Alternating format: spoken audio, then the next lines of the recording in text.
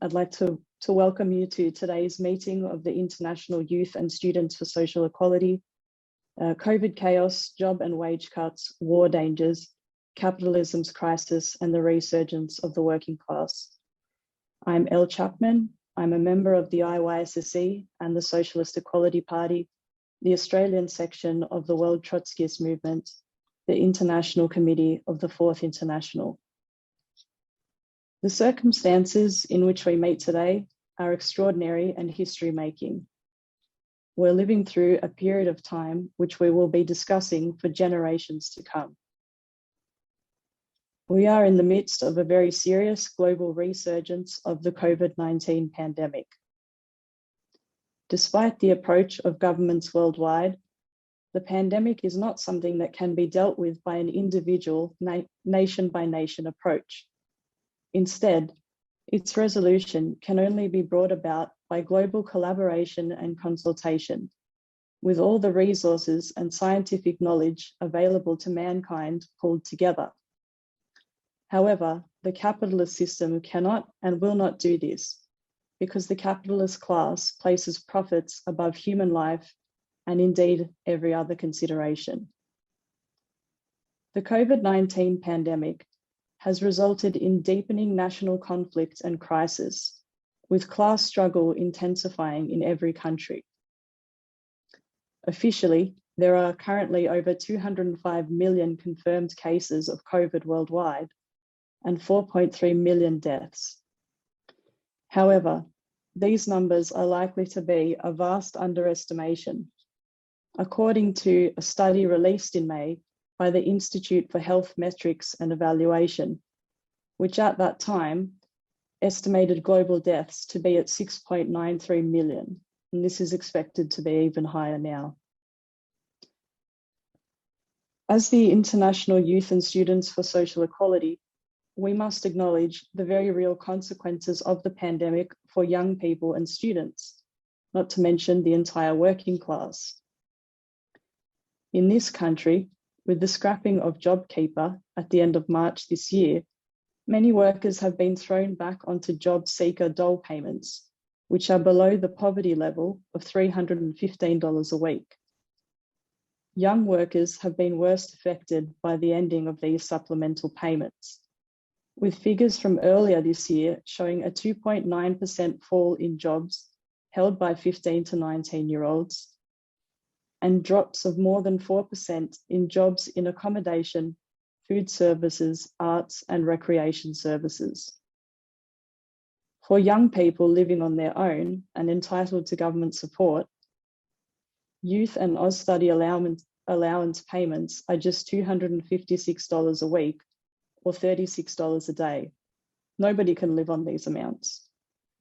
Welfare recipients may get an additional $70 of rent assistance if they live in a private rental.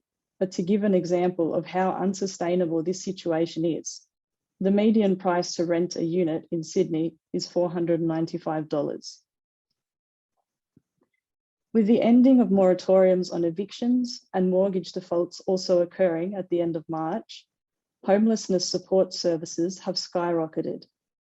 Shelters for young people are either full or filling up fast. It is no wonder then that mental health issues are on the rise amongst young people. In a world where youth are faced with massive uncertainty, increasing inequality, and surrounded by the effects of a catastrophic pandemic, youth are suffering from anxiety, depression, and other mental health issues. The conditions young people face today and the effect it is having on their mental and physical health is comparable to the conditions of war. Yet at the same time, there is growing opposition to the murderous policies of the ruling class in relation to COVID and the lack of support for workers and young people affected by it. One example of this is that in Sydney, a number of petitions have been started by Year 12 students demanding that the government cancel or find other ways to hold this year's HSC and trial exams, and voicing their concerns about the safety of students, teachers, and their families. Society has no greater responsibility than to protect young people, but under the capitalist system, youth and students are being placed in great danger. In our meeting today, we will discuss the growing wave of opposition and class struggle internationally, and the role of students and young people in the fight for a socialist, internationalist, and revolutionary perspective. Our two speakers today will be Evrim Yazgin and Cheryl Chris. Our first speaker, Evrim, has been a member of the IYSSE since 2014 and is the president of our club at the University of Melbourne. He has played a leading role in the campaigns of the IYSSE, including those alerting students to the dangers of war and opposing the anti-China campaign that has gone along with this. So I will now hand over to Evrim. Thank you, Elle. And I'd also like to welcome everyone to this very important meeting of the International Youth and Students for Social Equality. Since the outbreak of the pandemic over a year and a half ago, governments around the world have sought to downplay the coronavirus in order to force through the pro-business dictates of the ruling elite. One of the most criminal aspects of this campaign has been the political and corporate media promotion of the pseudoscience that children and young people are immune to COVID-19 and cannot spread the novel coronavirus, and by extension, that it is safe to reopen schools to in-person learning. Events have proven this to be a lie, and amid the spread of the more virulent and dangerous Delta variant of the virus, the risk to young people and infants is only increasing. In addition, forced to the end of the queue in vaccine rollouts in every country, youth remain largely unvaccinated.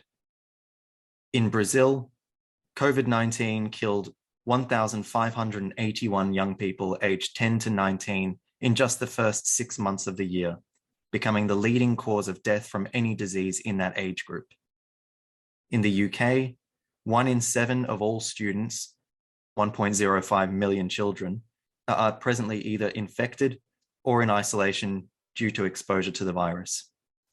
And in Indonesia, which has been experiencing over 1,500 daily deaths from COVID-19 for over 2 weeks, becoming the epicenter of the pandemic in Asia and globally, over 700 children have died from COVID-19 in the last several weeks at a rate of over 100 per week.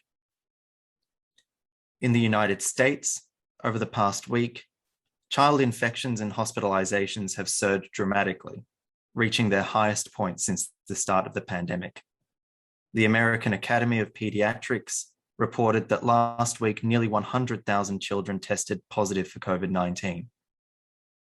There is an average of 225 new hospitalizations of children with the virus every day, a 27% increase from the previous week. This comes only weeks out from the bipartisan drive to reopen schools in the US across its 13,800 school districts. The most recent data from the UK Office of National Statistics found that roughly 10% of children aged 2 to 11 and 13% of those aged 12 to 16 reported at least one lingering symptom 5 weeks after contracting COVID-19, including debilitating symptoms affecting multiple organ systems. In addition, a study published in the medical journal The Lancet reveals that people who recover from COVID-19 are more likely to score substantially lower on IQ tests than they were before they were infected, with the impact increasing with the severity of the illness. The study found that people hospitalized with COVID showed substantial cognitive performance deficits, with those placed on a ventilator losing around 7 IQ points and those not ventilated losing roughly 4. Even those not hospitalized showed small but statistically significant effects. Those who experienced respiratory difficulty lost between 1 and 2 IQ points, roughly equivalent to the effects of lead poisoning. On a world scale, millions of children could suffer from these symptoms for the rest of their lives. In a statement of the United States Socialist Equality Party published on the World Socialist website on August 11, titled "Don't Send Children into Unsafe Schools," the SEP wrote, quote, "A society has no greater responsibility than to protect its children. Yet under the capitalist system, their lives and health are being sacrificed everywhere. A pall of anxiety now hangs over millions of parents across the US who are being compelled to place their children at tremendous risk, end quote.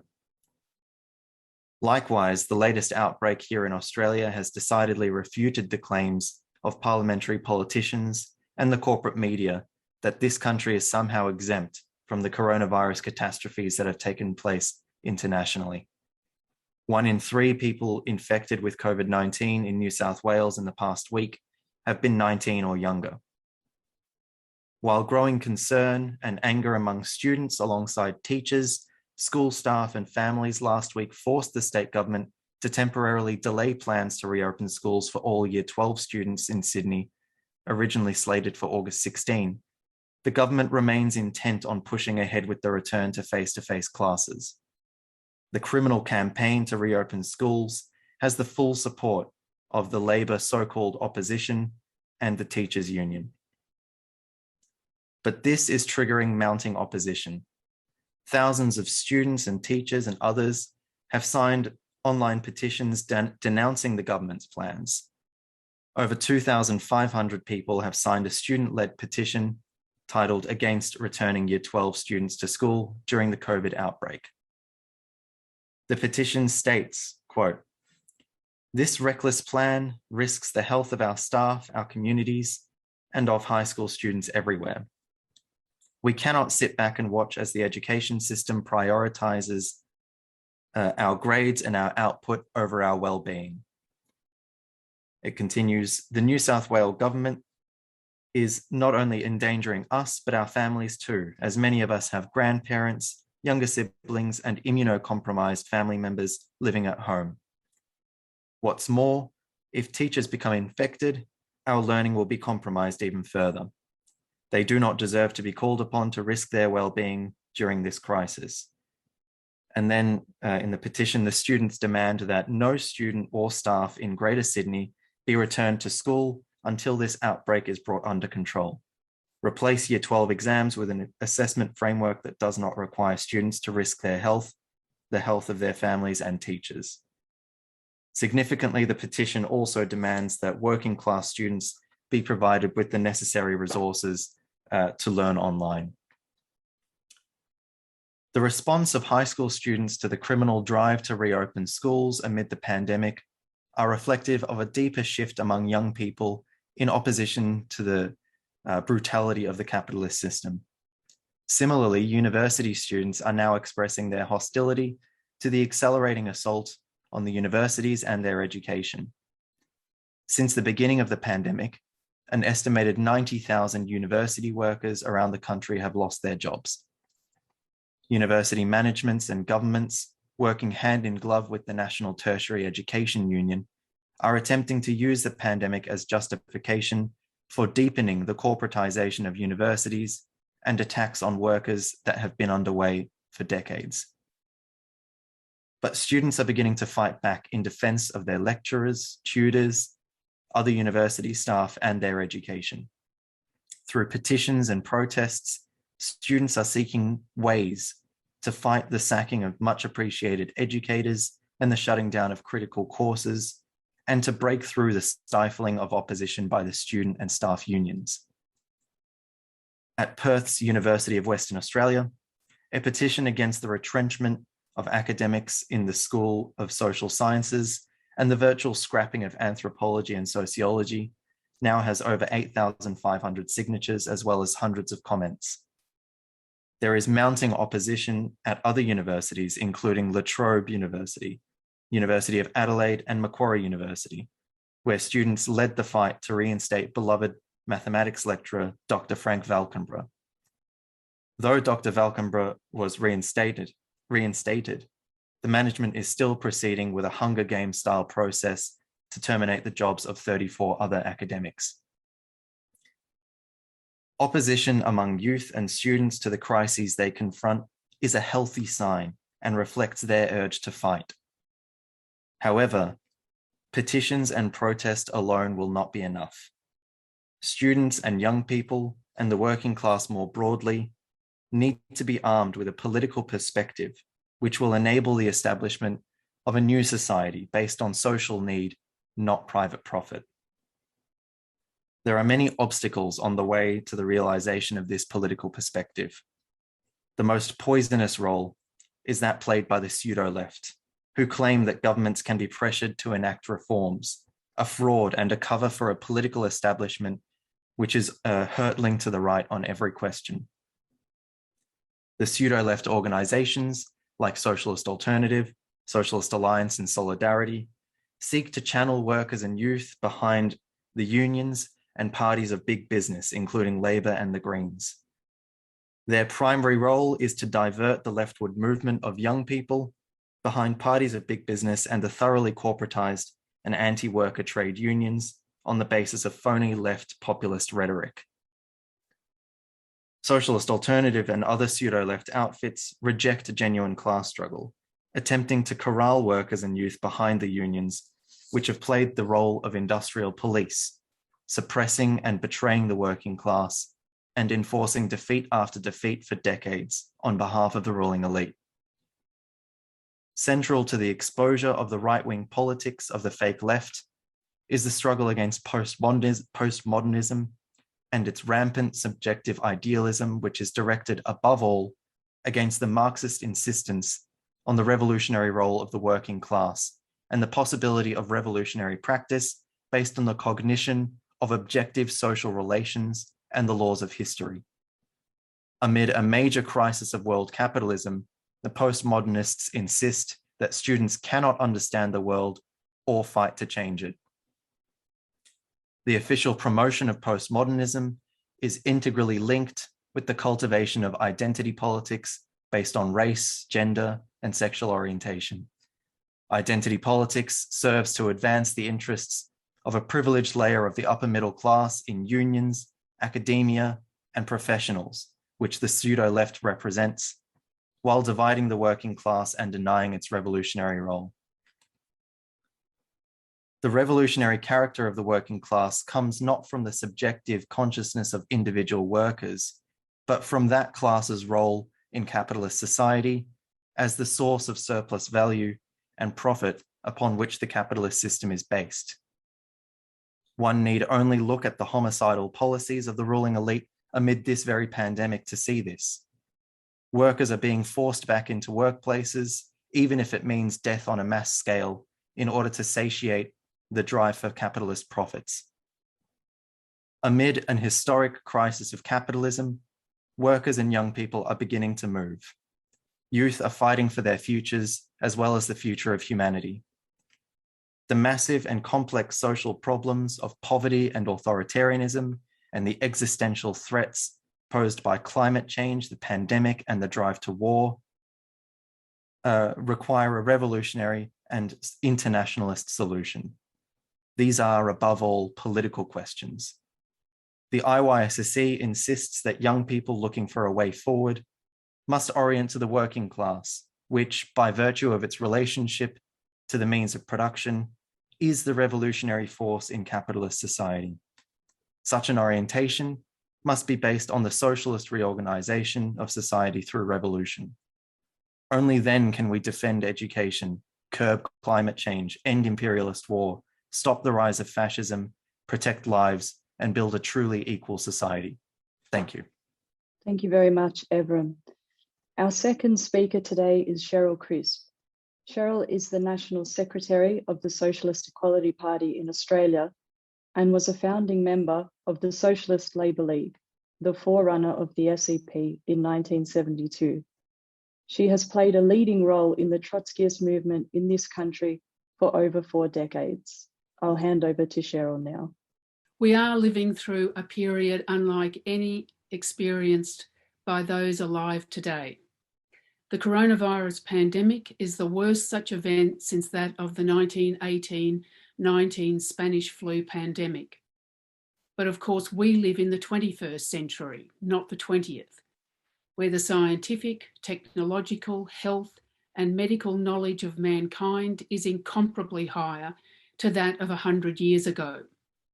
Knowledge of viruses then was in its infancy, let alone how they mutated, how to treat them, and how to eradicate them.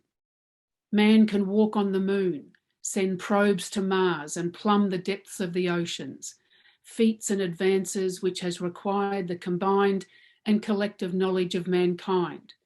And yet more than 18 months since the outbreak of a virus which was both predicted and predictable, more than 205 million people have been infected, with 4.3 million dead. And these are the official figures only. As Elle correctly said, estimates based on excess deaths is that almost 10 million have died, and the world is confronting another wave of infections and deaths from the more infectious and deadly Delta variant. It is more resistant to vaccines, and it attacks young people and children far more than the wild virus, with devastating consequences for the youngest and most vulnerable sections of society. In the United States, the richest and most powerful country in the world, one person has died for every 524 Americans from this disease. It has surpassed US casualties in both world wars and will soon surpass that of the Civil War and the Spanish flu, where 670,000 Americans died in each event. Cases and deaths are again rising, and yet Democratic President Joe Biden declares that the pandemic is over. We are free. Take off your masks. You have earned the right.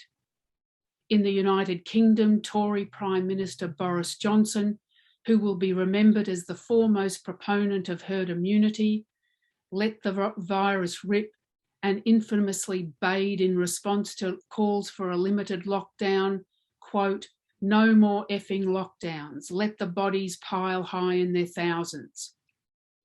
He declared Freedom Day at a time when infections of the Delta virus exceeded 50,000 per day. The drumbeat of no more lockdowns, no more restrictions, no more masks. We have to learn to live with the virus is the mantra of the capitalist governments worldwide, from the richest to the poorest, from the United States, the United Kingdom, France, to India, Brazil, Indonesia, and of course, Australia. What is becoming increasingly evident to billions of people globally is that capitalism is unable and unwilling to protect the lives of the population, not because the knowledge of how to do so, how to deal with this pandemic does not exist, but because the response of capitalism and their government representatives is that profit, production, and wealth must be prioritised to lives. The 4 million dead is not because of a medical crisis, but because of the conscious political decisions of capitalist representatives. What is faced is a political crisis. In this country, there has been a furious discussion underway in the pages of the Murdoch media and the financial press, demanding that the government eliminates any sentiment in the population that the virus must be eradicated. It demands that lockdowns become a distant memory, that restrictions are relegated to the past, borders are open, and even mask wearing ceased. And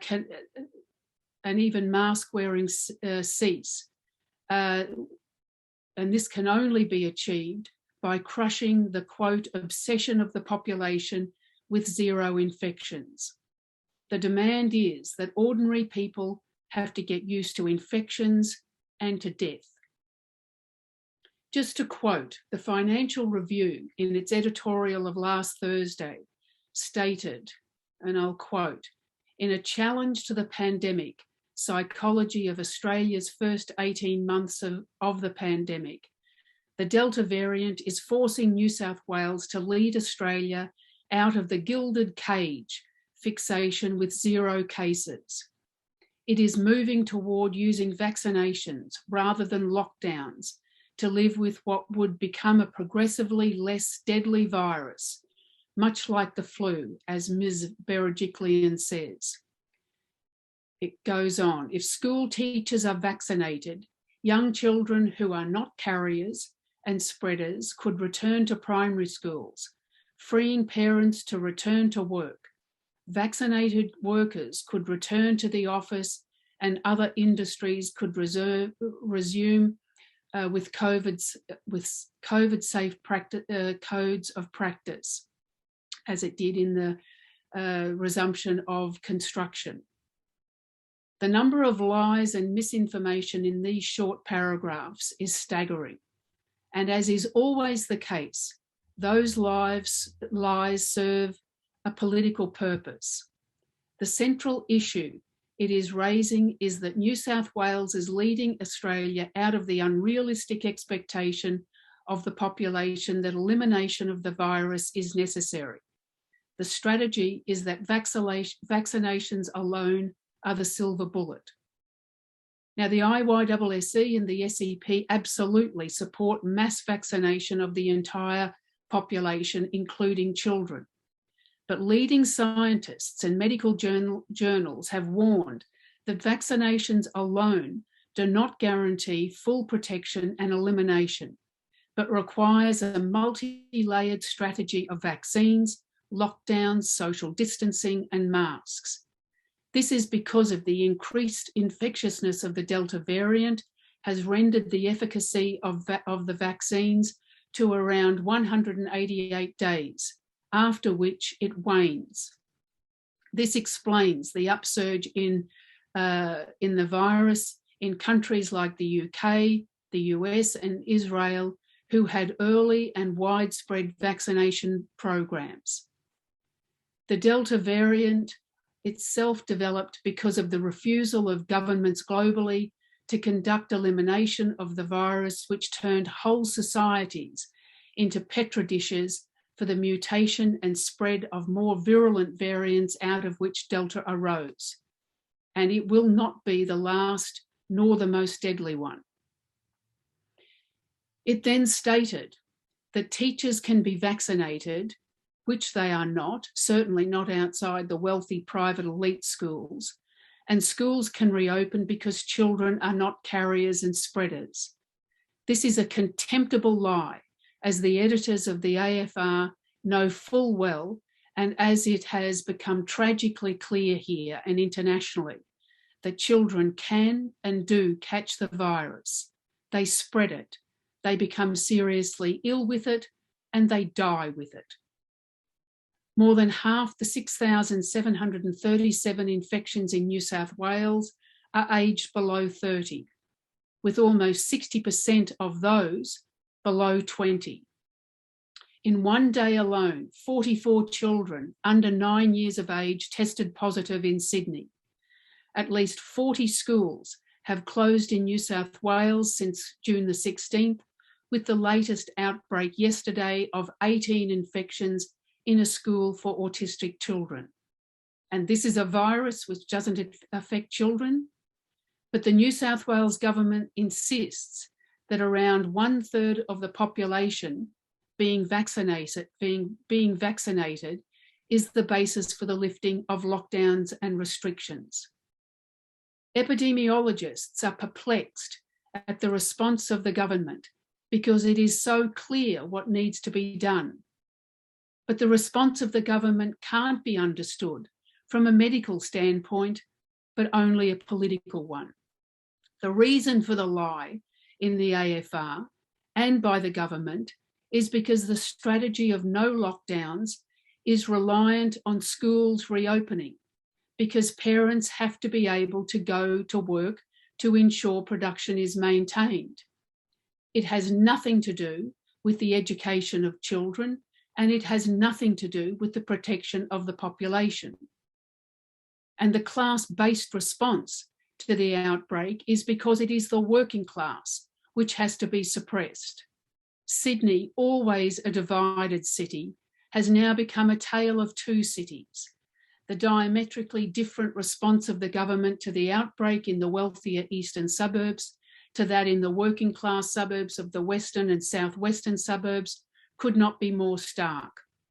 The deployment of large battalions of police and now the military, which is being increased from 300 to 800 troops. What is the purpose of such a move?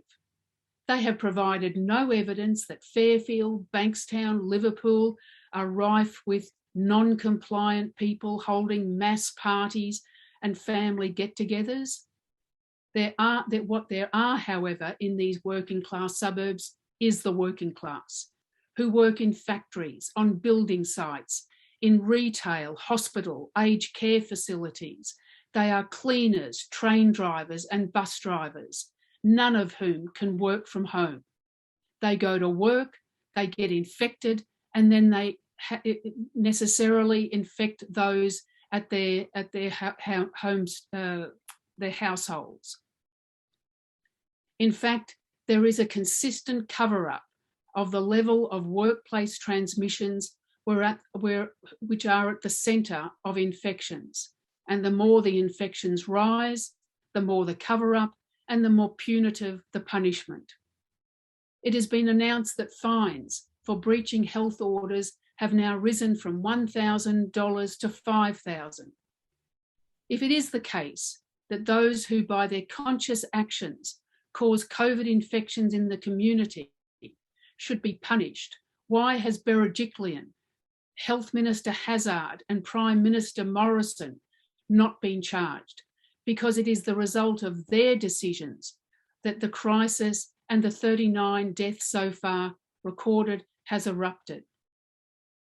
But what these measures, including and in particular the police and military presence, has done is create terror among many people in these communities. Paramedics working in the southwest report going from house to house where the entire family is positive, some dying because they are fearful of going to hospital because they're fearful of being punished for catching the virus. Why the military? Why not spend money on hiring thousands of unemployed health workers to go to these communities to assist? Because the aim is not to heal. It is not to provide aid, but to intimidate, silence, and suppress any opposition within the working class. And this is not the response only of the Berejiklian Liberal National Government or of Morrison, but of the Labor states as well. Both Victoria and Queensland have adopted the same localised, piecemeal lockdowns to ensure that the least possible is done to control the virus. And what has been the response of the trade unions? It has been to enforce the measures demanded by business and the government to ensure industries continue to function. On July the 17th, the Berejiklian government announced that residents of Fairfield, Canterbury, Bankstown and Liverpool local government areas, then at the centre of Sydney's ongoing COVID outbreak, would no longer be permitted to leave their LGA except for work in healthcare or emergency services. And also announced that non-critical construction would be paused for 2 weeks. That announcement actually did not last 24 hours, as the unions and industry leaders joined forces to demand exemptions for industry after industry, and not one union raised that any measures be enacted to protect their members. As a result, the infection rates have climbed. Amongst warehouse workers, food manufacturing workers, teachers and health workers, the unions have either agreed to the demands of the government or ensured the opposition, which has erupted in all these areas, was divided, disparate and piecemeal. And with the maxim of never let a crisis go to waste, the ruling class has used the pandemic to wind back the conditions of the working class. There has been, during the last 18 months, a restructuring of class relations which has destroyed the existing conditions of millions of workers. Just last week, the High Court ruled that casual workers, made up predominantly of the young, are bound not by the hours they work or the regularity of their shifts, but by the contract which they have been forced to sign on employment. The employer therefore can demand any conditions, any hours, and casual workers will have no redress. This is the outcome of legal action taken by the Transport Workers Union, whose perspective it is to beg through the courts rather than mobilise their workforce in defence of their rights and working conditions. As our article yesterday states, this decision is a class war ruling, and it will be emulated throughout broader sections of the working class. Workers, students, and young people have found that any attempt to demand the necessary policy and resources to protect themselves, their work colleagues, and their families from the virus is met by a combined opposition of the government, the capitalist class, and the unions who serve them. Not a step forward can be made under the control of the unions, the Labor Party, and their acolytes and toadies in the pseudo-lefts of Socialist Alternative, Socialist Alliance et al. Labor has joined hands with the government in the form of the National Cabinet, which has overseen every single measure of the last 18 months, from the $400 billion bailout of business in March and April 2020, while hundreds of thousands of workers lost jobs and hours. On May Day 2021, the International Committee of the Fourth International, the Socialist Equality Party, and the IYSSC called for the formation of the International Workers' Alliance of Rank and File Committees. We have been fighting for the formation of rank and file committees for some years. These committees, which have to be independent of the unions in order that workers are able to organise, discuss, and collaborate with other workers, both in their factory, industry, in other countries, in their communities, to demand the implementation of the necessary measures for the protection of workers and their families, both inside and outside the factory. Only recently, Volvo auto workers in the United States formed their own rank and file committee with the assistance of the SEP, after their union, the United Auto Workers of America, presented a tentative agreement offer to the 2,500 workers in the plant, which constituted an attack on the already emasculated conditions of the workers, which had been agreed to by the union over decades. After voting it down 3 times by margins of 97%, 90%, and 60%, the union forced through a vote which they claimed was passed by 17 votes. Those workers had held out against not just one of the largest auto companies in the world, but against the union, who was the company's representative in the factory.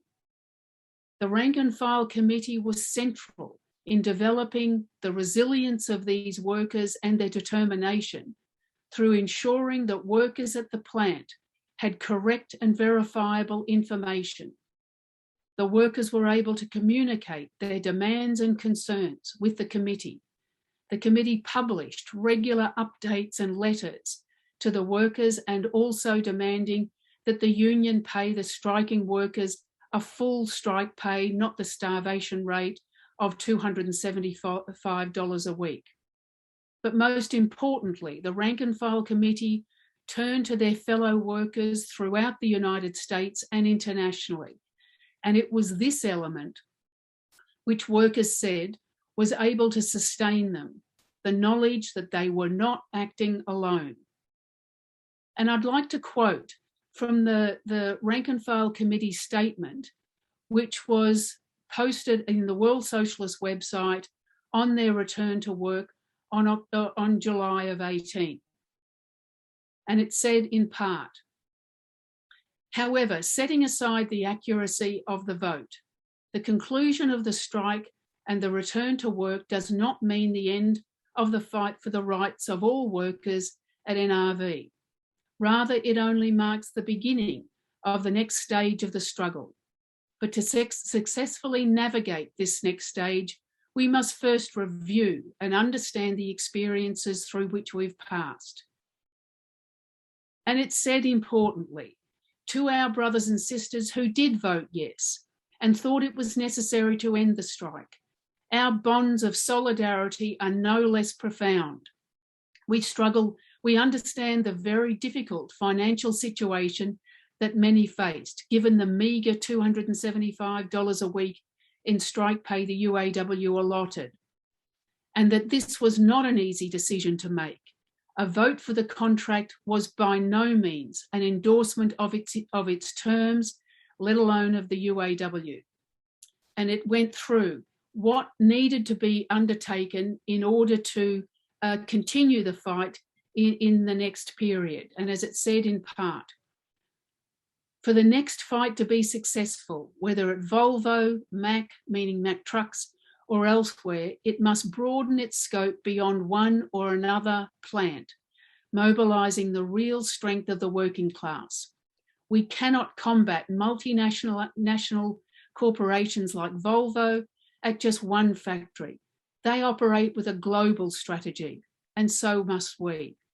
The support of workers in Belgium, Australia, England, and other countries showed that workers internationally are able to recognise that they are facing the same issues and want to unite in a struggle against them. But this was a betrayal, not a defeat. And these workers have learnt from their experience, which was encouraged. It was a process that was encouraged and assisted by the SEP in the United States. The issue is not just going through experiences, whatever the outcome, but the necessity of workers to learn from those experiences, no matter how painful and bloody and at times terrible. Our movement, the Trotskyist movement, the Fourth International, is a party of history, not in order that we gaze back for academic purposes, but to learn from history in order to be equipped for what we have to achieve today. Our party has characterised the pandemic as a trigger event, analogous to that of World War I. By that we mean the pandemic hasn't caused the crisis of the capitalist system, but is an expression of it and has accelerated it. It has revealed and exposed that this is a system not only that cannot take forward the interests of the world's population, but threatens its very existence and that of the planet itself, whether it is from the virus, climate change, or the drive to war. In World War I, which broke out 107 years ago this month, the young men who marched off to war thought they would be home by Christmas. But the war went on and on and on, and the death toll rose and rose. The horror of it for millions and millions of people did not deter the warring nationalist capitalist nations to negotiate for peace because it was not in their interests to do so. It required the active intervention of the working class in the form of the Russian Revolution, the overthrow of capitalism for the first time globally, which forced the capitalist governments to end the war for fear the same thing would take place in their own countries. And it did. In November 1918, in Germany, Hungary, and in the revolutionary uprisings in Turkey, Italy, and other countries in Europe. But with the exception of Russia, where there was not only a revolutionary movement, but a revolutionary party in the form of the Bolshevik Party, which was able to lead the working class to power. The other uprisings were defeated. The experiences proved that revolutionary struggle, no matter how widespread, determined and courageous it is not enough for the working class to establish a socialist society. What is required is a party which fights to mobilise, educate, and organise the working class in a conscious international organisation which fights against nationalism and opportunism and has at its heart the perspective of the fight of the working class to take power. It is this lesson which must be drawn for the situation which confronts us today. In the hands of capitalism and its lackeys in the unions, the Labour Party, the Greens and the pseudo-lefts, there will be no resolution of the crisis today which will be in the interests of the world's population. Struggle is essential, it is decisive, but without a political perspective and party to fight for it, it is not enough. That struggle must be based on an international and socialist perspective. You have all attended this meeting because clearly You are looking for an alternative to answers to the great historical questions of the day. The IYSSE and the Socialist Equality Party, the Trotskyist movement, will provide you with those answers. We will train you as conscious revolutionaries in the necessary and inevitable class struggles and upsurge which is now beginning. We will educate you in the history of the class struggle, and most importantly, the lessons from which must be drawn. And finally, we will provide you with the organisation which must be built to lead those struggles. I urge you to join this movement. Take your place in the ranks of the working class and of the revolutionary fighters who will fight for the emancipation of mankind from the fetters of a system which has outlived its usefulness and must be discarded. It will be the most important decision that you make. Thank you very much. Thank you very much, Cheryl. We'll now open up for any questions, so the question and answer session, and any discussion or points that anyone wants to make. We welcome questions on any aspects of the reports given today, the analysis presented on the World Socialist website, and the perspective advanced by the IYSSE. And during the discussion, I'd also like to invite other party members and IYSSE members to contribute to answering the questions today. We do have a question that has come in already from Celine, which I'll read out. Celine says, I'm from Indonesia, so I am not familiar with Australian politics. Why is the government pushing for in-person school if they can do online school? And there's another question which is related. Is New South Wales claiming that children can't be carriers of the virus? I missed the attribution. So there's a couple of questions to begin with. Cheryl and Evram, did you want to get started on that, on those two, and then we can field other questions in the meantime? Yeah, if I could just begin with the first question. I think it is an important question because we have spoken about the reopening of schools, which, by the way, is not just an Australian phenomenon. As I think I tried to make clear in my remarks, this is something that's taking place around the world. You're seeing it in Europe, in the US, Brazil, in Asia, and so on.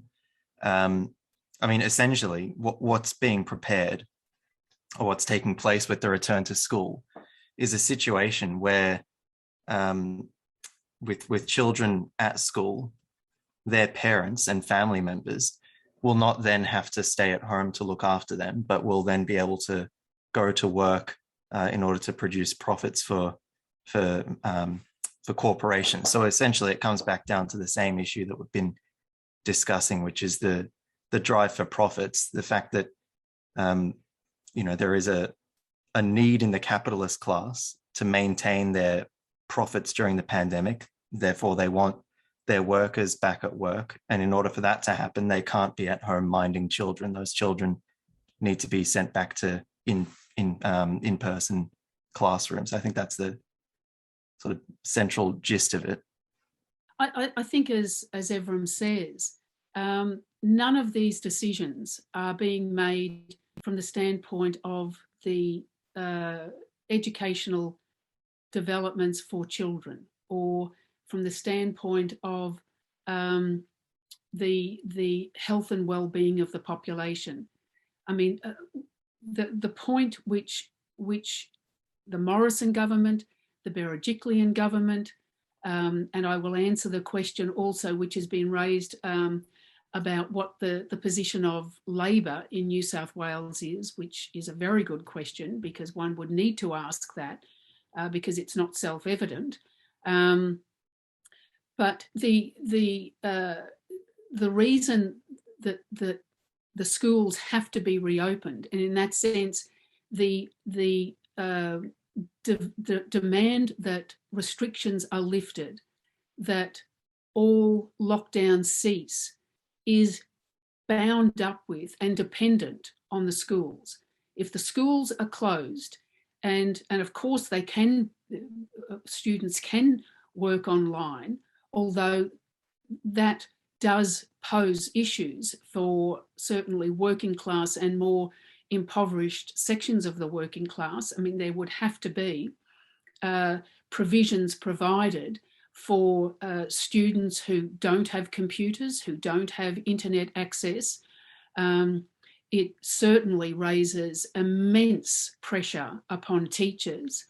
It's an extraordinarily difficult task. It would require a whole new level of employment for teachers. I mean, you can imagine every question which is fielded in general is in writing. So then teachers have to reply to 30 children, whereas if it's face to face, they can answer verbally. But nevertheless, it creates an enormous impost and an enormous pressure, both on students and on teachers. But the main reason is that it would require children to have their parents at home. And that cuts across the ability of factories, of workplaces in particular, construction, where parents can't work from home. But even under conditions where they can work from home, I mean, you can't oversee the education of your children as well as work even on in an office environment from home. And so all these, it's not that these can't be achieved. It requires decisions and it requires resources. And that is there is an international unity amongst governments worldwide, whether it's in the United States, whether it's in Britain, it doesn't matter where, that schools have to reopen, and that's the reason. In regards to the position of New South Wales Labor, New South Wales Labor actually has a new Labor leader called Chris Minns. And you could be forgiven for not knowing that, because his position when he took the post of New South Wales Labor leader was that he would work and agree with the New South Wales Liberal National Government, and that is precisely what has taken place. Every decision which Berejiklian has undertaken has been agreed by Labor, every single one. And in that sense, it's the same with the federal Labor leader, Anthony Albanese, whose only criticism has been that the military, which have been deployed in the western suburbs and the southwestern suburbs, and the police, instead of enforcing compliance, of which, as I raised, there have been no evidence of mass non-compliance, that they could man the vaccination hubs. So that's the only difference. And in fact, that dovetails with what Labor, federal and state, have carried out since February of 2020 in the form of the National Cabinet. I mean, you have a formation called the National Cabinet, which is made up of the federal Liberal coalition government in the form of Morrison, and all the state governments, the vast majority of which are Labor. And they have undertaken all the measures. They have agreed with all the measures, actually quite outside of Parliament, in the last 18 months.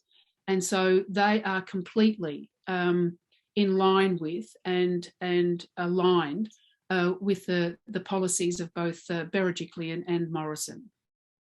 Thank you for that, Cheryl. If there are other questions, please keep them coming. I'll also, again, raise that others are free to answer questions and contribute if they would like. At this point, I might just draw everyone's attention to some of the literature which is relevant to the discussion today.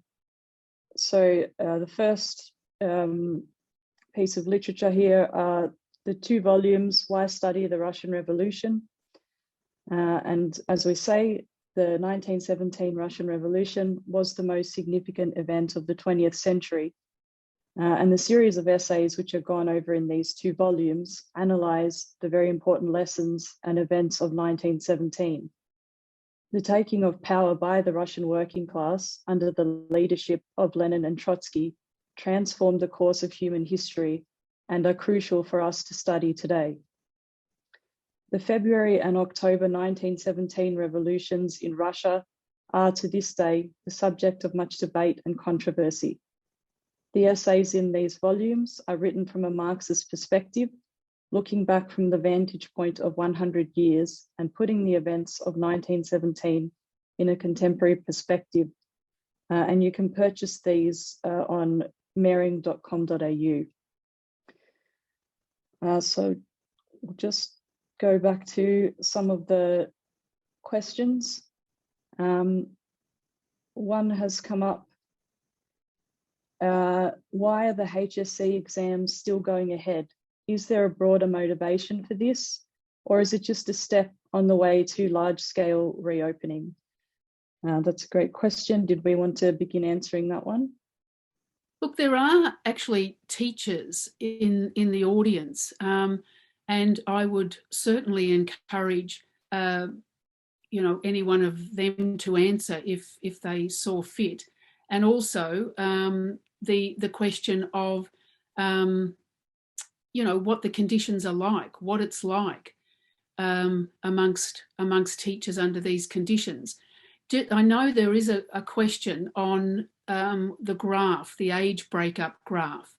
What that showed was the difference between the infection rates per age in Victoria. There's the second outbreak in Victoria of 2020 and that of 2021. And so the blue, which is I think the most significant, the light blue, shows that in Victoria of 2020, the infection rates for under 19, from 0 to 19, was 16.9%. In New South Wales, it's 28.5%. And, what has been marked is that there is a very, significant, statistically significant increase in the infection rate of young people. Now, that is certainly bound up with the fact that the younger people and children are just not vaccinated. It's having a devastating impact.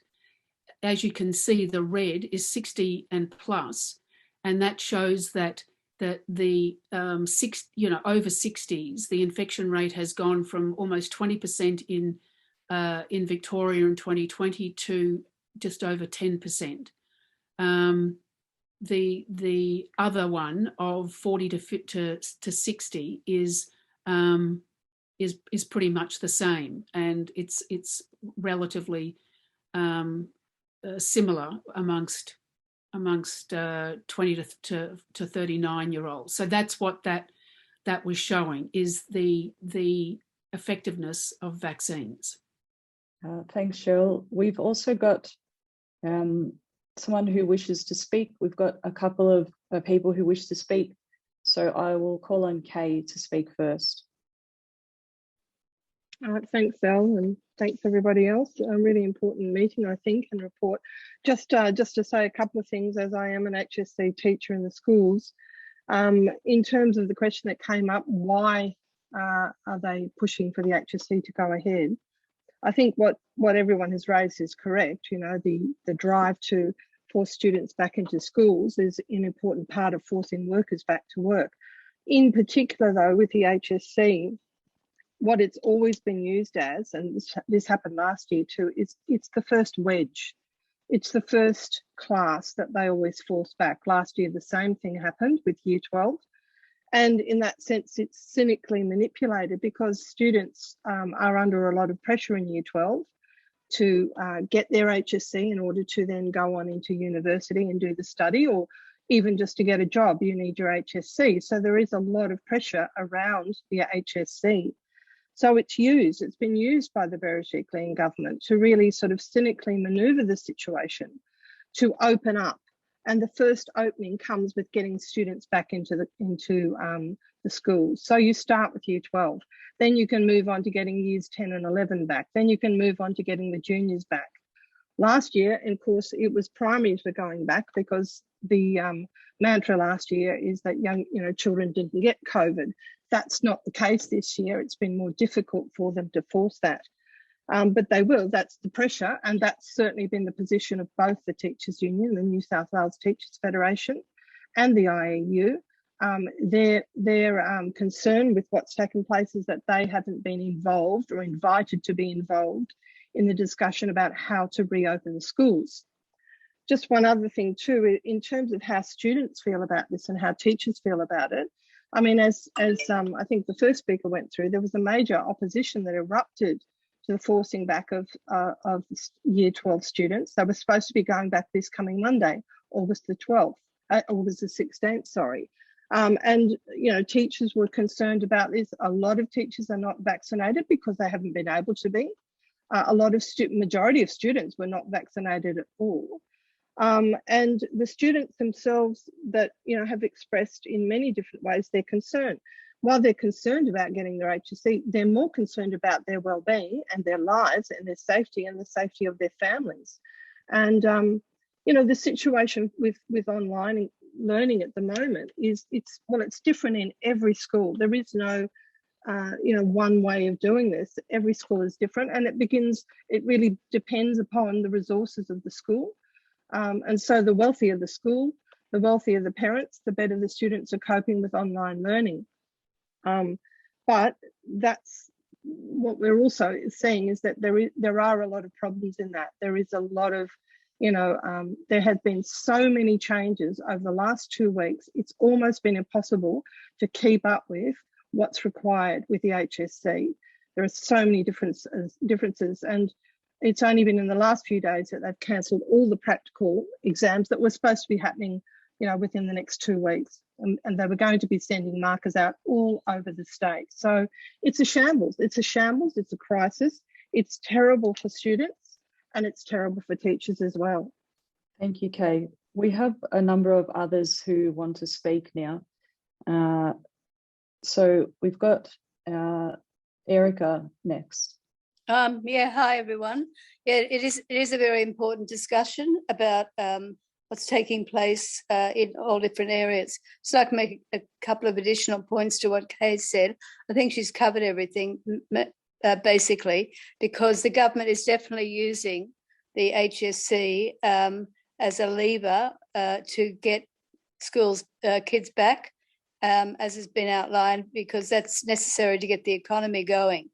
It is possible to sit would be possible to sit the HSC online if it's that important. I've had students writing into the website for HSC students saying, my older brother does university courses online.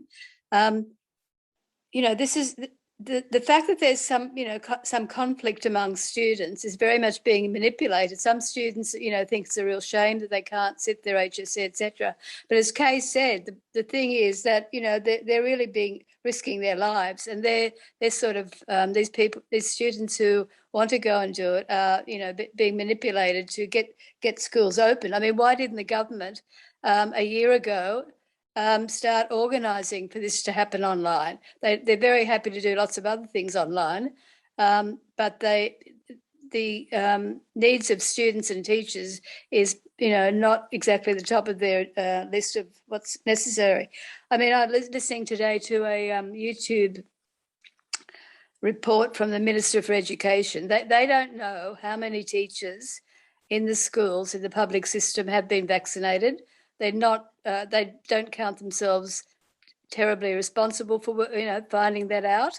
That every time they're asked, they say, "Look, it's been possible for teachers to go and get vaccinated. We've been urging teachers to get vaccinated. In other words, it's all left up to teachers to organise it themselves. Many teachers have fronted up to vaccination hubs and been told they're not eligible. There's utter confusion, and as Kay said, it's completely shambolic, the whole situation.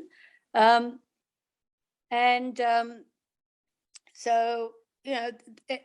there've been sort of quite a lot of commentary about how teachers should be a priority. Well, as we all know, people in hospitals, people in aged care centres, they were supposed to be the priority. They haven't even been vaccinated. And so, the likelihood that teachers are all going to be vaccinated is extremely remote. I was going to say another major point is that schools are more and more being run as small businesses. There's no uniformity among what's happening in schools. Some principals are quite concerned about, what's taking place in their schools. Others are just completely oblivious, and teachers cannot speak out. The teachers are totally gagged. Any teacher who makes a criticism of what's going on, risks being, actually they're risking, getting the sack or being put on a program or things like that. So that's why it's important for groups like this, Socialist Equality Party, Committee for Public Education, IYSSE, to reach out to these teachers and find out what's going on. There aren't any other avenues for them to speak out on. I'll just leave it there. Okay, thank you for those comments, Erica. So there is a lot of discussion that's taking place within the chat about the question of science and whether there is consensus about if the virus can be completely eliminated, and some of the other issues about vaccination and so on. So I wanted to call on comments in relation to this. Nick, if you're in the audience, would you be able to make some points about this issue of science? Well, I'd just like to make a couple of points. Firstly, the question was asked, where was it said that children weren't carriers? Well, it was said in the editorial of the Australian Financial Review last Thursday, as Cheryl quoted, if school teachers are vaccinated, young children who are not carriers and spreaders could return to primary school, freeing parents to return to work. So they're very definite there, and the connection is established. Just by way of illustration, I'd like to recount to you a discussion that I was privileged to have been involved in the last period, involving two scientists on this question of the pandemic. And one of them said there was no economic barrier to dealing with the pandemic. Now, that statement was, to illustrate, was both right and profoundly wrong. It was right in the sense that in the economy, the real resources created by the labour of billions of workers, not by the Bezoses and the rest of this crowd, the Elon Musks and so on, but the real wealth created by workers in all sections of industry and science, technology, the resources exist there to deal with this situation. The science exists. The vaccines did not come out overnight, as somehow sometimes been led to believe. These are product of the mRNA viruses, in particular, a product of some 20 years and more of research and so on. So the resources exist, economic resources, if they were mobilised. But that's where this scientist who raised this question was profoundly wrong, because the problem is that those resources with which society could deal with this pandemic, 6 weeks, 2 months, various estimates, but not a considerable period of time if the effective measures were undertaken. But that can't be done because of its effect, above all, on finance capital. Now, you don't have to take my word for that.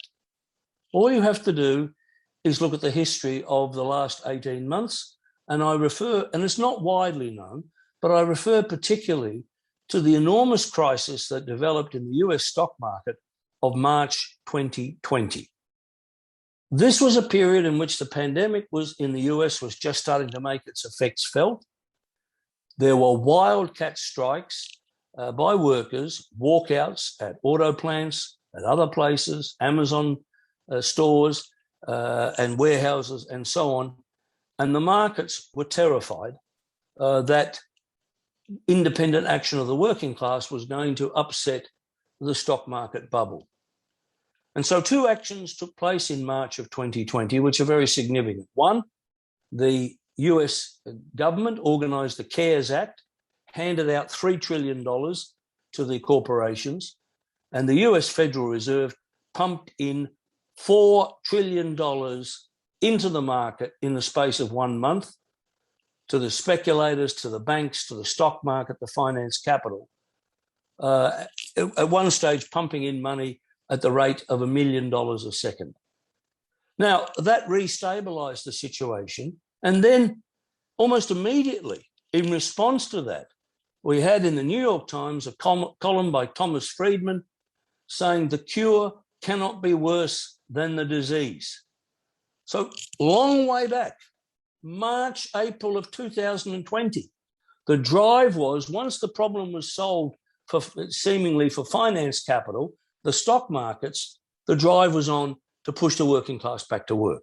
So this is what we mean when we're saying that everything in society, this whole question of health, well-being of the population, is subordinate to the dictates of this financial oligarchy, which has benefited to the tune of hundreds of billions of dollars in the course of this pandemic, such that Bezos and Branson can go into outer space at the cost of billions of dollars while there's vaccine poverty around the world. I mean, there's the most obscene expression of the bankrupt nature of this system. Now, the question is raised, in some discussion, is our perspective realistic? And Cheryl very rightly drew attention to the situation in World War I and how that war was ended by the Russian Revolution of 1917.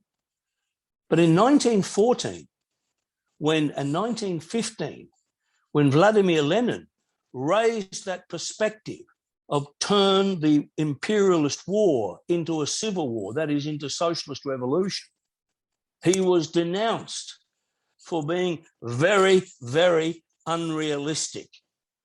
He was in a very small minority, sometimes of one, as far as that perspective was concerned.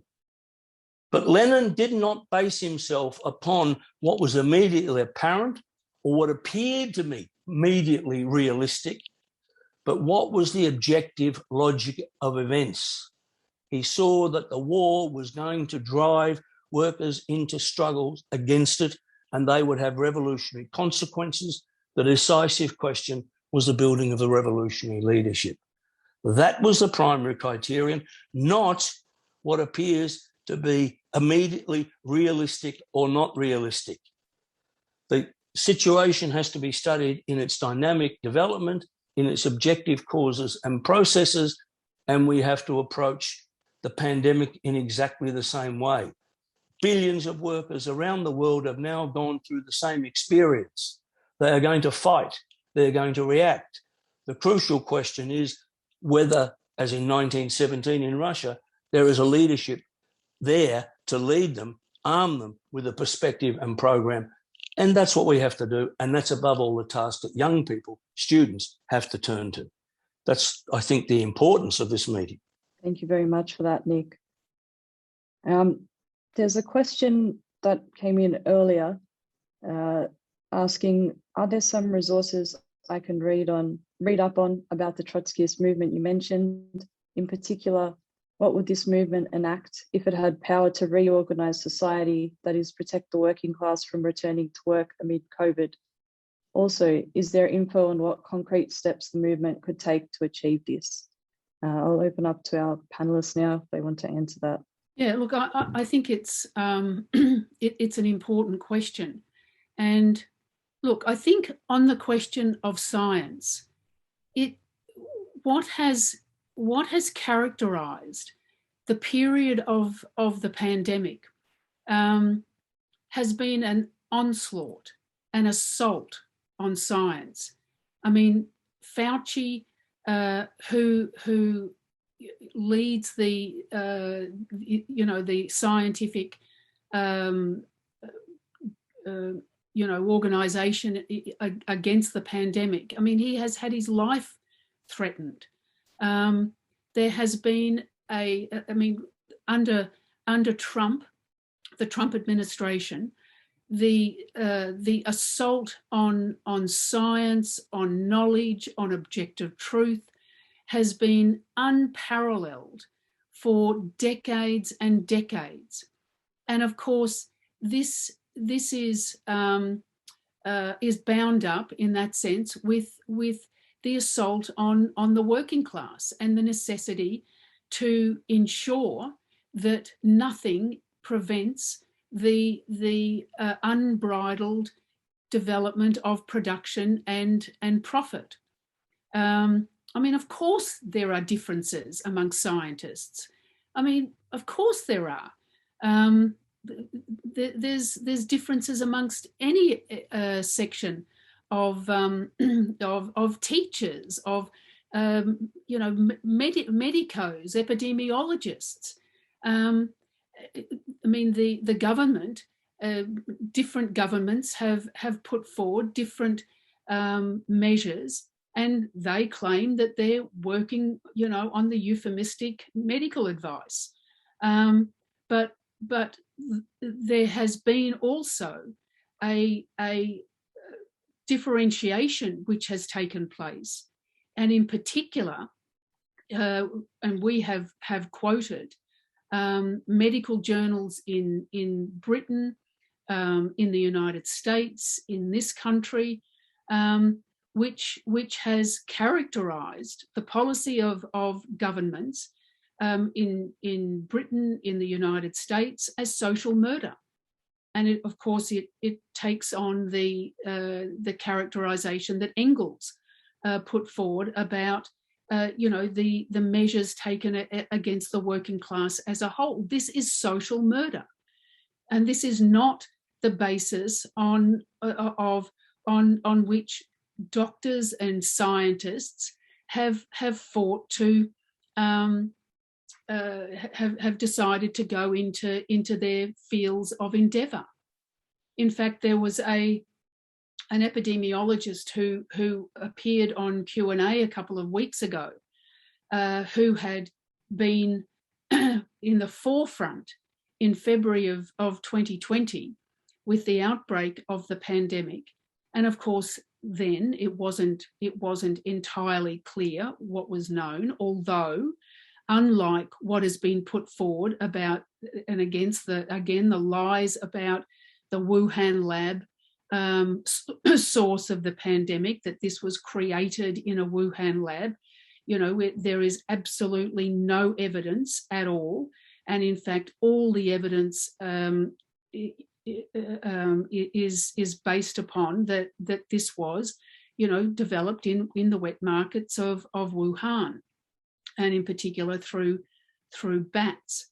But the attack which has been carried out against science is bound up with the attack against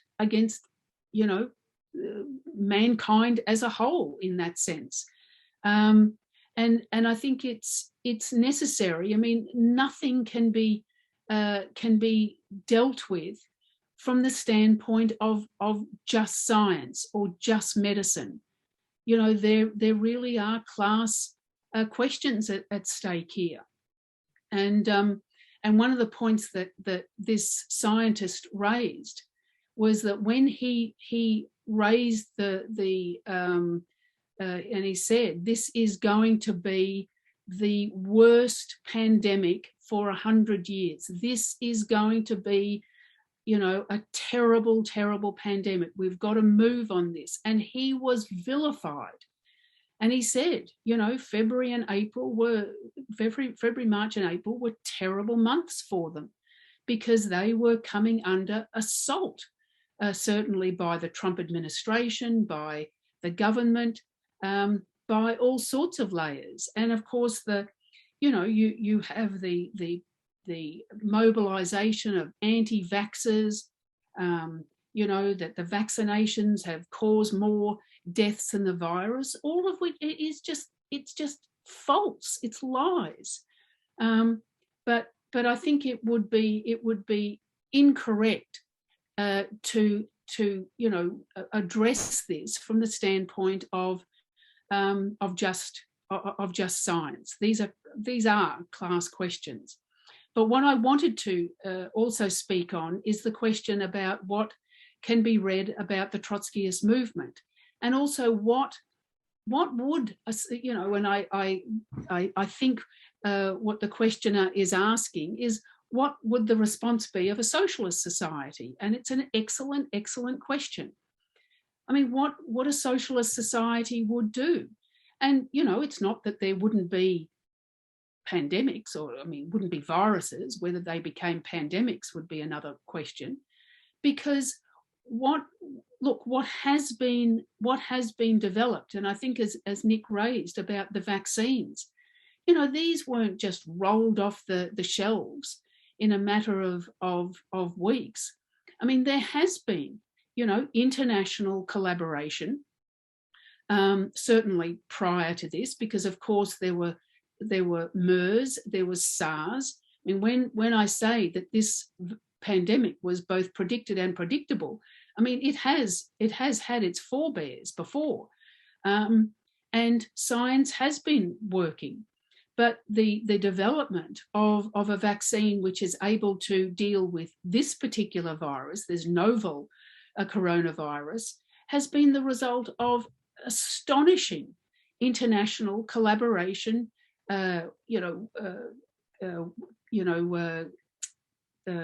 complex interaction, and you know, it is a testament to the development of mankind, you know, under these conditions. But what would a socialist society have done?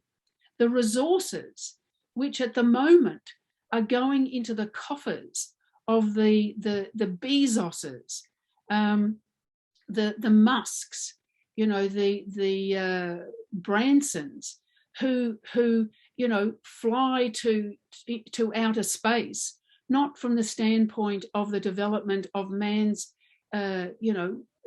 knowledge of the universe, but in order to create a tourist bubble in outer space. This has nothing to do with the development of you know, man's knowledge, but is science. I mean, all these layers have increased their wealth by, I mean, double in some cases in the course of the virus. While 4 million at least people are dying, their bank accounts have increased at a rate which is unprecedented. But those resources would have been would have been expropriated by the working class, and the necessary requirements for the development of science, the development of vaccines, the development of medicine, you know, would have been attributed if it was necessary to lock down essential work, or non-essential work, sorry. Those workers would have been paid. They would have been compensated. It would have been a situation where it was able to be dealt with in a unified, conscious, organised manner from the standpoint of society as a whole. And certainly, you know, the scientists have raised, it's very clear what will eliminate this virus, and eliminate it in 6 weeks. Strict lockdowns, the vaccination of the population, restrictions, social distancing, mask wearing, increased hygiene. It's very knowable what will stop this, and stop it very quickly. But that will not happen under capitalism. So a socialist society, which functions not on the basis of profit and the wealth of a tiny elite, where the resources of society are undertaken for the benefit of society, would have been able to both organise on an international basis, because vaccine nationalism, using vaccines against other countries, using it as the means of increasing rivalry, would not have taken place. Vaccines would have been able to be produced on the multiple places throughout the world, multiple areas of distribution. All these measures, which are known, knowable, and achievable, would have been carried out. And I think you would find very rapidly that threats such as a pandemic from a virus of this nature could have been undertaken and resolved very quickly, and not, resulting in the poverty, the pauperization of whole areas of the world's population, which is what has now taken place, but from the standpoint of society as a whole. And so I think, and what you can read about the Trotskyist movement, Elle will go through it, but I think as she's raised, I mean, we have a veritable library. And I say to you, my friend, and all others on the call, now is the time both to begin, acting, and also to begin reading, to read about history, to read the history of the workers' movement that is available, throughout the sections of the Trotskyist movement. I think why study the Russian Revolution is an enormously important, accessible, understandable outline of both the conditions and the development of the revolutionary struggles in the working class in Russia. This was the first mass movement of its kind internationally, and also, most importantly, of the role of the Revolutionary Party, the role of the Bolshevik Party. But look, leave your details. There are many people who will talk to you about what to read, and we can send you links on what areas. Of course, the World Socialist website is a treasure trove of literature to be able to access. But I hope that answered your question. Thank you for that, Cheryl.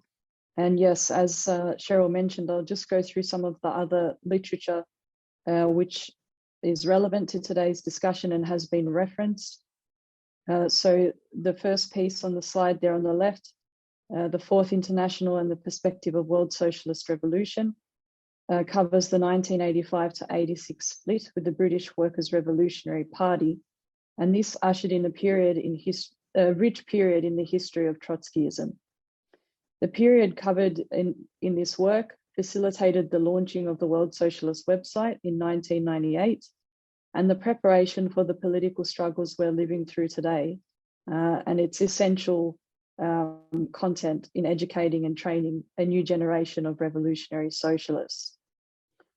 The second piece of literature there is an essay by WSWS writer Tom Mackerman, and it examines the importance of the working class, of the 1981 strike by PATCO air traffic controllers in the US. I'd also like to raise that we recently finished publishing a 4-part series on the World Socialist website, which goes into 40 years since the PATCO strike, which I very much recommend reading. Some other very important pieces of literature: Socialism and the Fight Against War, In this pamphlet, the ICFI issues a call to workers and youth to build a new anti-war movement on an anti-capitalist and socialist basis. And the final one on that slide there, what the Royal Commission into Australia's trade unions revealed, goes into some of the important questions relating to trade unions, and shows that the unions have done absolutely nothing to defend the conditions of the working class, and reveals their day-to-day activities as labour management businesses, which are very much hostile to the interests of the working class. And as Cheryl mentioned, the World Socialist website itself is very much a resource that has a lot of important material on there. So I know that there's a hand up in the audience. Will, would you like to make some points? Yeah, I just wanted to very briefly add to what the points that Cheryl was raising before, because I think it's important, and the fact that this can't be just seen as a question of pure science. First of all, Cheryl raised the issue that there are differences in all sciences, which there are, and no science, in fact, has no differences and all reach the same point all at the same time. That hasn't happened in any science. But look, I just wanted to quote briefly from 2005, which shows the capacity of science to predict what was going to happen. And this scientist naively puts forward at the end that he's hoping that there will be a correct response. It says scientists, this is taken from Foreign Affairs 2005. The next pandemic is the title of the article. It says scientists have long forecast the appearance of an influenza virus capable of infecting 40% of the world's human population and killing unimaginable numbers. Recently, a new strain, avian influenza, has shown all the earmarks of becoming that disease. Until now, it has largely been confined to certain bird species, but that may be changing. The majority of the world's governments not only lack sufficient funds to respond to a super flu, they also have no health infrastructure to handle the burdens of disease, social disruption and panic.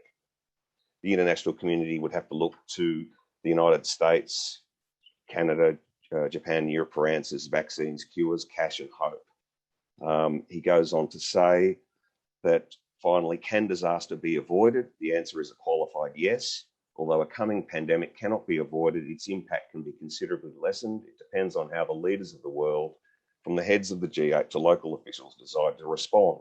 They must recognise the economic security and health threat that the next influenza pandemic poses and invest accordingly. Each leader must realise, and he goes on to say, if they have the good sense, they'll be able to, really minimise the impact. And of course, that is science correctly predicting. And of course, the impact, the capitalism, though, of course, doesn't allow that. And the governments around the world, as we have analysed, have for the last 3-4 decades been devoted to raising profit at the expense of health and the expense of the vast interests of humanity. So I think that, I agree with the points that, science is not the only issue here, but the social interest concerned. That's all I want to say. Thank you for that, Will. I know there was an audience member earlier, Gina, who wanted to speak. Gina, if you still want to speak, you're welcome to do so now. Oh, sure. I had just wanted to, ask the question of in relation to kind of students studying from home, young kind of primary school students. If parents had been provided, any support from the government in helping to educate their kids. I mean, I think I know I have a lot of friends who are helping their young kids study online, and I'm not sure if it's the same everywhere, but for one particular friend, her child's quite young, and online classes aren't really feasible for children of that age, so they're recorded lessons, and this can be quite difficult for certain parents who maybe don't have English as their first language and might struggle to help teach their child English lessons, or if there are other learning difficulties, maybe mathematics or things like that. there's a lot of pressure on parents to also have to try and educate. I think it also highlights just how an amazing job teachers do with such large class loads. But I think there's been a real lack of support with parents as well in trying to take up a new job of teaching their kids alongside on online classes. Thank you for those points, Gina. I think they're very important. I'd like to just pause for a moment now, and while I'm doing so, you're obviously welcome to keep asking questions, but I wanted to take up a collection now for the Socialist Equality Party's monthly fund. The IYSSE is the student and youth movement of the SEP, and we seek to build this party within the working class. Throughout the meeting today, speakers have outlined the very real dangers that confront young people and students, but we are also advancing a viable socialist perspective with which we can address the dangers of the pandemic, the cuts to wages and jobs, and the danger of war, and begin the revolutionary transformation of society. And it's crucial we take this analysis to students, youth, and the working class more broadly. In order to do this, we need resources. And unlike the official political parties, we don't, and frankly wouldn't accept, funding from large corporations. Instead, we turn to you, to young people, to students, and to the working class for financial support. So just the technical issue, due to anti-democratic electoral laws, in order to donate to the SEP, you do need to be a citizen of Australia. So if you are outside of Australia, please direct your donation to the World Socialist website. But the links to donate are now up. So please, if you could let us know what you're donating in the chat as well, that would be great. So thank you for that. There are some other questions that came up previously. I'll just read them out now. So what do you mean by the quote of "the cure cannot be worse than the disease"? Was that meaning that we shouldn't limit people from going about their lives, that is, returning to work in response to a terrible virus? So I'll open now to the panelists for that question. Yeah, I'll speak on that, Al. I think essentially, the questioner asked, is that meaning we shouldn't limit people from going about their lives? I think it's less about ordinary people going about their lives and more about the capitalist class going about their business of raking in massive profits amid the pandemic. I mean, it's a quote which came from the administration of Donald Trump. Trump himself said, "We cannot let the cure be worse than the problem itself," on Twitter in March last year, as the pandemic began what has been its horrendous impact on the United States. But on the World Socialist website, we've referred to this because it really summarizes the attitude of the ruling elite to the pandemic. But again, it has to be clear that it's from the standpoint of their profit making. In other words, the lives of millions of workers must be sacrificed in the interests of corporate profit. Here, what's being elaborated is the program that we're seeing enacted in country after country, where despite the mass death that is taking place, despite the virulence of the virus and the danger that it poses to millions upon millions of workers, their families, children, and so on, the ruling elite is insisting that that they must continue to be able to make profits amid this pandemic. And that sort of calling card of the ruling elite has been the justification for their reopening of the economy. I guess the question one has to ask oneself is, whose economy? Is it the economy that is in the interests of ordinary people, or the economy that is in the interests of the Jeff Bezoses and the Elon Musks of the world? And it's certainly the latter. So I think that's That's what that quote is referring to, is that position of the ruling elite that, there has to be a reopening, there has to be the drive to send workers back to work, and the related drive, as we've been discussing, to send students back to school in order to safeguard their profits. Thanks, Evram. Cheryl, did you want to add some points on that? Yeah, sure. Look, I think as Evram has correctly said, the quote actually was from Thomas Friedman, who is a journalist for the New York Times, and it followed the period of limited lockdowns in March of 2020 in the United States. And in that sense, there were similar comments made here. Morrison put forward, Australia has to get out from under the doona. But Friedman wrote this in the New York Times, and it was taken up by Trump from the standpoint that because the impact on the stock market was becoming quite profound, and what the administration carried through then was the CARES Act, which was the greatest transfer of wealth. I think it was 10 times the amount or the level of the bailout package that had been provided in the global financial crisis of 2008. Trillions and trillions of dollars were transferred from the Federal Reserve to corporate America.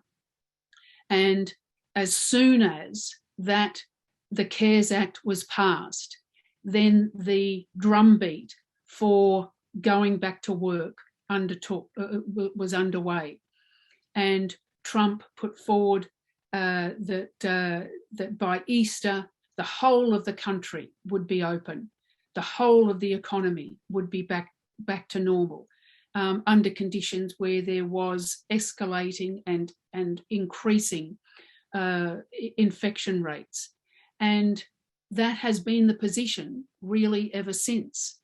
And it was encapsulated in that sense that the cure can't be worse than the disease. The cure, which is lockdowns, restrictions, workers not going to work, that was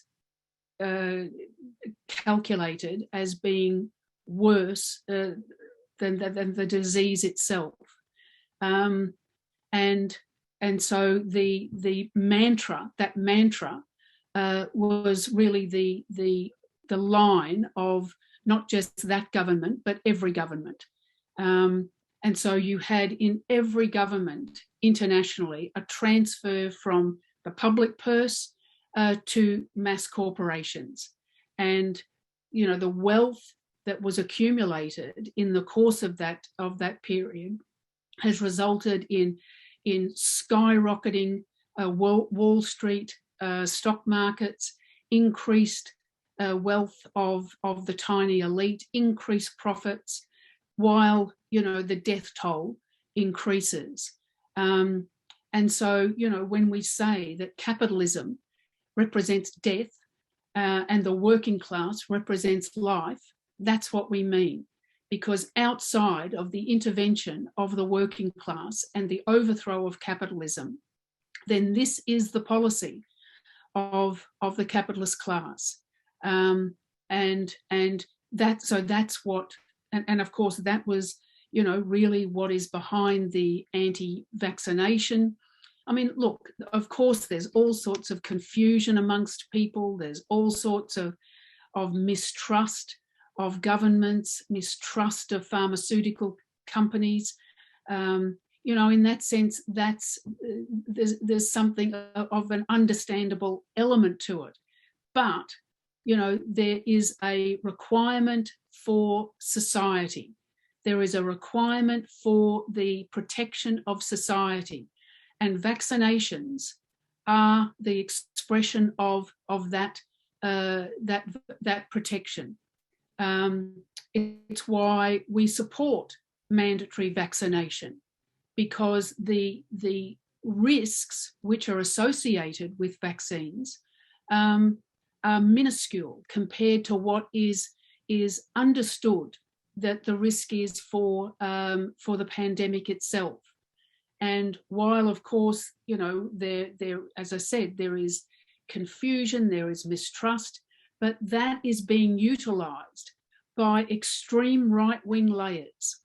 And, you know, the march which took place in Sydney is expressive of that. There might have been workers, there might have been, you know, some layers in there who you know, were desperate, who because the lockdown is not providing, and the government is not providing compensation for workers who are losing jobs. They face rent that they can't pay. They face a situation where they can't feed their families. I mean, it is a desperate situation, which again the government has created. But that march was organised by international and extreme right-wing layers, which have resonance here amongst fascistic and extreme nationalist formations, whose basis is, you know, that the rights of the individual trump everything. The rights of and put forward the most false, lying, and knowingly lying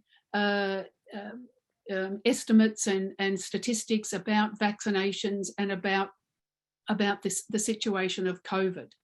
And so, you know, the confusion and many misapprehensions which exist are being mobilised and utilised by the extreme right wing, including and most sharply the events of January the 6th in the United States, when those forces were mobilised for the first time in history by a sitting US president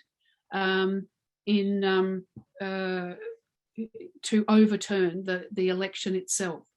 But look, there's many issues that we could go through, but I know we're running out of time. But I think they're the issues that address that question. Thank you very much for that, Cheryl. So were there any more questions that were coming in from the audience at this stage, or anyone who wanted to make some points in relation to the discussion? You're welcome to do so now. I'll just say that some of the issues that have been raised today about you know, scientific, the issues of science, and you know, the way that this is presented by politicians. There was a Perspective article posted yesterday. Reopening schools poses major risks to children's lives, and I think it's been raised a number of times today. But you know, one of the lies that's repeated so many times during this pandemic is that children are not in danger from this virus, and that is just an absolute lie. So I would encourage people to have a read of the Perspective article yesterday. If it could be posted in the chat, that would be great. And also at this point, I would like to take the time to appeal to everybody here today to join the IYSSE and to join the Socialist Equality Party. We've had very important discussions, questions and answers today, covering really key issues of the pandemic, attacks on jobs and wages, and the resurgence of the working class, as well as the role of young people and students within this. So if you're not yet active in the IYSSE, we encourage you to do so. We have clubs of the IYSSE in Sydney, Melbourne, Brisbane and Newcastle, and we're fighting to expand into other areas, as well as in TAFEs across the country. So we encourage you to get in touch and to help us build the IYSSE. I also strongly encourage everyone here today, if you are not already members of the Socialist Equality Party, to make the decision to apply to join this party. This party educates young people and workers in the great traditions of Marxism, which is the only viable alternative to a capitalist breakdown and the only way forward for young people, students, and the working class. I know that there are lots of questions that perhaps haven't been answered, so we very much would like to discuss these with people after the meeting. So please do get in touch with us using those links that were provided, and we will be very happy to discuss those with you afterwards. So I'll now bring the meeting to a close. Again, I want to thank everybody here for attending, for your very serious contributions and questions. And thank you very much. I hope the meeting has provoked thoughts for you about the situation and about what your role is, in resolving these issues. So thank you very much, everyone.